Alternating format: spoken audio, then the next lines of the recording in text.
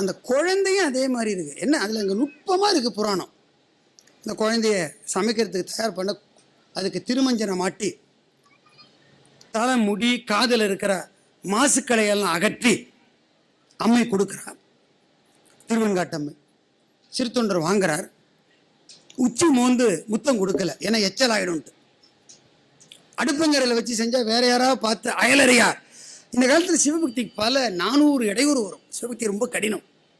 அதனால தான் அடிகள் பெருமான் சொன்னார், நாடவர் நம் தம்மை ஆர்ப்ப ஆர்ப்ப நாமும் அவர் தம்மை ஆர்ப்ப ஆர்ப்பன்னு. நம்ம அவன் கண்ணில் கேலி பண்ணுவான், நம்ம அவனை கேலி பண்ணிட்டு போகணும். அவன் என்ன சொல்லுவான், பித்துக்குழி மாதிரி போகிறாமா. நம்ம சொல்லணும், ஆம் பித்தனை அறியாது நீ பெரும் பித்தனை நம்ம போகணும். பேயோடு சுடலையில் ஆடும் பித்தனை அறியாத பெரும் பித்தன் அல்லவோ நீ, பித்தான் பேரன்பு கொண்ட பெருமானை கும்பிடும் சிறு பித்தன் அல்லவோ நான். வேற வழி கிடையாது, அவ்வளோ கடினமாக இருக்குது சிவபக்தி.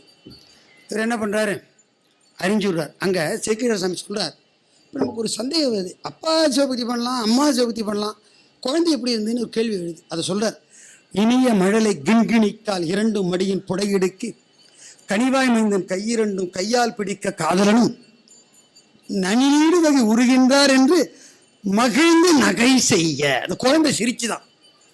தாய் தந்த கத்தியால் அறியும் போது சிரிச்ச ஒரே குழந்தை சீராளராக தான் இருக்கும்.